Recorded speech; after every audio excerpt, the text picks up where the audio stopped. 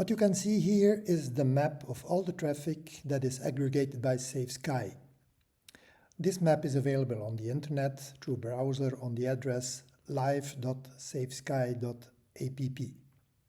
It is identical as the traffic you can see on the Safe Sky application as such. This traffic is aggregated by Safe Sky and has two main sources. The first one are the blue icons, which represent all the traffic that is aggregated by Safe Sky itself. And if you click on the icon, you can see the source and you can see the device that is used. And in this case, it's the Safe Sky application. Here you have another one. That's a paramotor using Safe Sky. Here you have a helicopter using Safe Sky as a source and using the Safe Sky app. The second type of source stems from the networks of ground stations that are collaborating with Safe Sky network. If you click on the black icons, you can see the source, which is in this case Open Glider Network, OGN, from a glider using a FLARM device. If you click on this one, for example, this is an aircraft using a Mode S transponder and collected by the network of avionics stations. This is an aircraft using ADS-B and collected by the network of avionics.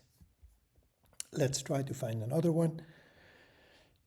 This is an ADS-B device used in the aircraft and again collected by avionics. This is a Mode S transponder used by avionics.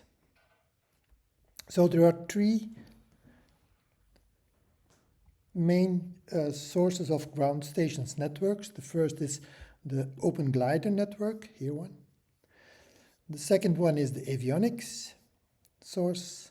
And there are, in case we don't have coverage with one of those two, there are other networks like, for example, ADS-B FI, collecting Mode S and others. So all these networks of ground stations are collecting signals from ADS-B, from FLARM, and from Mode S transponders. In case of Mode S transponders, who do not send their GPS position, the position of these aircraft has to be calculated by the networks through multilateration, if they are in reach of at least 4 ground stations. Now in Belgium, the bulk of all traffic, the black traffic, is collected over the avionics network because 3 Belgian federations have invested to install 21 ground stations on cooperating airfields and clubs throughout the country so that this traffic is collected by the avionics network. This is the map of the traffic collected by stations installed by 3 federations in Belgium. They are visible on the internet, as you see in the browser. These ground stations are sending the traffic to the AeroWeb network from avionics. This is one of the networks that feed the whole Safe Sky traffic picture.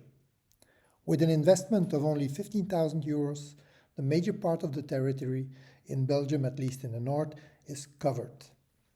You can filter the traffic, for example, in the layer from 0 to 5,000 feet.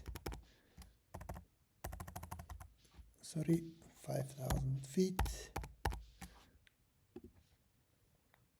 In that case, you have only the traffic in the layer between 0 and 5,000 feet. You can see there are different colors of the traffic. The green ones are all those who use a FLARM device, that means it are gliders. The black ones, the blue ones are those who use an ADS-B transponder, like the airliners or other ones. And the white ones are those who use a transponder Mode S. And you see, you can get the indication it's multilateration, and the source of this multilateration stems from the stations with the numbers.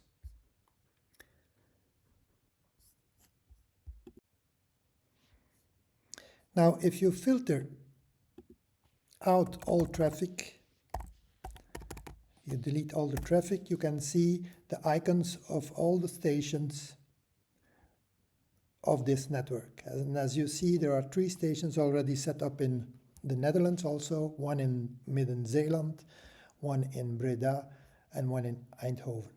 There's also one in France, and the aim of the French Federation is to install some other stations in the north of France, south of Belgium, to extend the coverage of all these stations.